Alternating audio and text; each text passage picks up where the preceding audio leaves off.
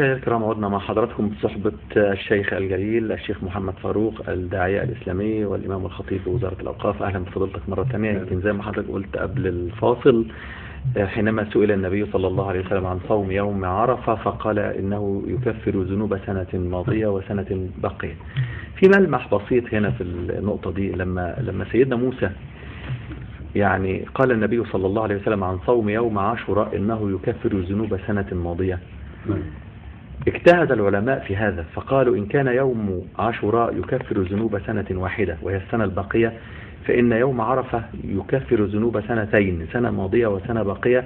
وهذا يظهر مكانة، وإن كان الأنبياء جميعهم عند الله من مشكاة واحدة، إلا أن موسى إن كان هو كليم الله فإن محمد هو حبيب الله، وهو الذي رأى ربه في سدرة المنتهى.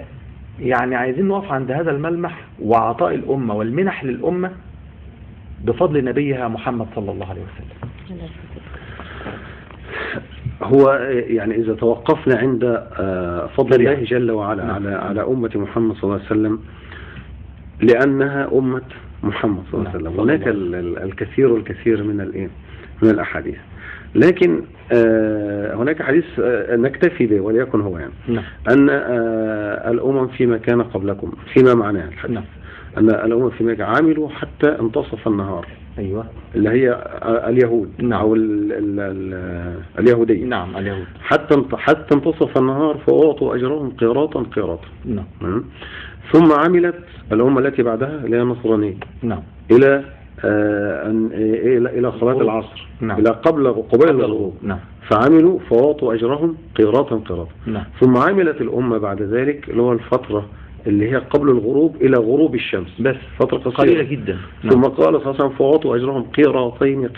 الله وهي أمة محمد. فقالت الأمم قبل ذلك يا ربنا عملوا أقل منا وأخذوا أكثر منا، فقال سبحانه وتعالى ذاك فضلي أعطيه من أشاء من عبادي. الأول قال لهم هل ظلمتكم من حقكم شيء؟ قالوا لا. لو أنتم خدتوا حقكم كامل والله في ظلم؟ قالوا لا، أخذنا كامل بس هم يعني أعطوا أكثر. قال ذاك فضلي أعطيه من أشاء. هو بعض العلماء برضو يعني وتكريم الأمم برضو للحقيقة يعني ليس من أجل سواد عيون الأمم يعني، لكن قالوا لأن هذه الأمة ستحمل تبعة كثيرة. الأمم كان الأنبياء يأتون في بني إسرائيل النبي تبع نبي، وكان قد يجتمع نبيان في عصر واحد كما حدث مع سيدنا عيسى وسيدنا يحيى عليه السلام. أما هذه أمة خاتمة، رسولها خاتم صلى الله عليه وسلم، فهي ستحمل عليه الصلاة والسلام، فهي ستحمل من بعده تبعت الدعوة إلى أن تلقى الله سبحانه وتعالى. فهذا مدار تفضيلها، كنتم خير أمة أخرجت للناس، مش عشان سواد عيونكم، لأنكم ستأمرون بالمعروف وتنهون عن المنكر، وهذا حمل سيتحمله أو ستتحمله هذه الأمة.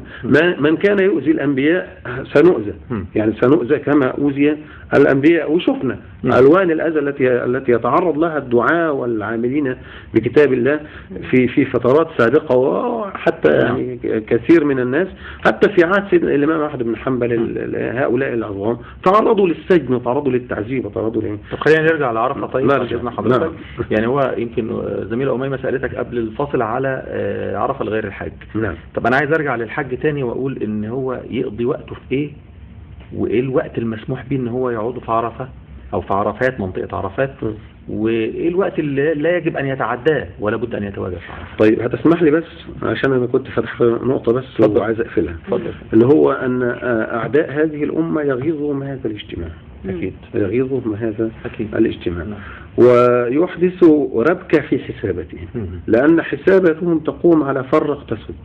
تمام.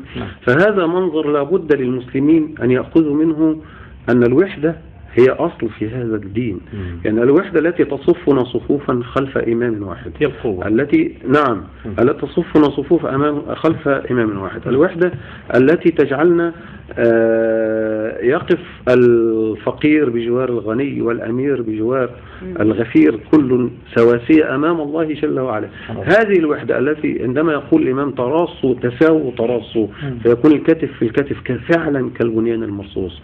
هذه الوحدة التي نراها في يوم عرفة، التي نراها في اللهجة الواحدة، كل يقول لبيك اللهم لبيك، سواء كان يتكلم إنجليزي فرنساوي فارسي، يعني أي لغة هو يتكلم بها يقول لبيك اللهم لبيك، لبيك لا شريك بلغة واحدة. ما ينفعش اقول لبيك اللهم لبيك باللغة الانجليزية، هي ينفع تترجم بس ما ينفعش اقول، هو بيقولها كده كما ايه.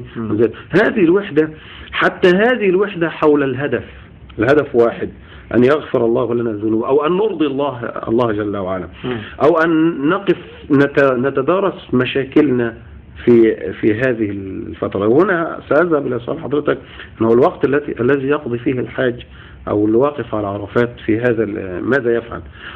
هو عرفات وقف للذكر، تذكر لذكر الله وللدعاء كما تفضلت حضرتك في التقرير، أن خير الدعاء يوم عرفة، ويستغرق يوم، وخير الذكر خير ما قلت أنا والنبيون من قبل لا إله إلا الله. فهذا دعاء، هو طلب، الدعاء هو طلب من الله جل وعلا، اطلب من الله جل وعلا ما تشاء طالما ليس فيه اسم ولا قطيعة رحم. وخير ما قلت أنا والنبيون من قبلي يبقى ذكر الله جل وعلا بالتهليل هو لا إله إلا الله محمد رسول الله، بالتسبيح بالتكبير بكل أنواع الذكر والتلبية لله جل وعلا. طيب دي الأعمال الصالحة اللي ممكن ان احنا نقوم بيها يوم عرفة.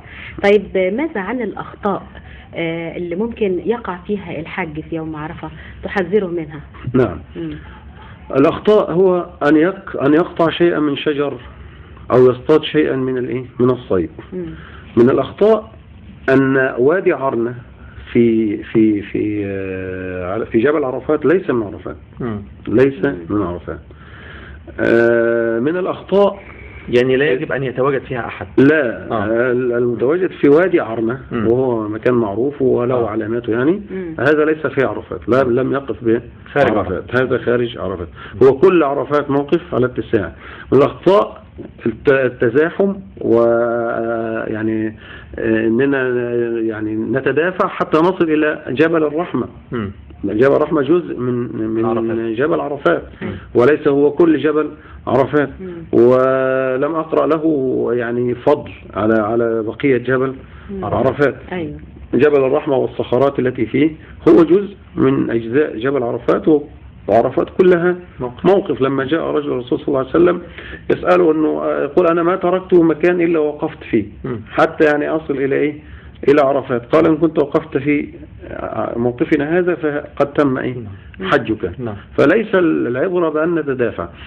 من الأخطاء الخطيرة جدا التي حكيت لي أنه ممكن يكون واخد معاه السجاير بتاعته والحاجات العادات طبعا، العادات التي يعني قد ابتلي بها، ونسأل الله سبحانه وتعالى أن يعافي كل مبتلى خصوصا إذا كان في أخلاقه أو في دين. فإنه ياخد حاجة من الحاجات دي، الجوزة بتاعته إهدار صح. سمعنا هذا أنه هناك أناس يقولون ارتفاع الأصوات بالسباب أو اللعان أو كل هذا.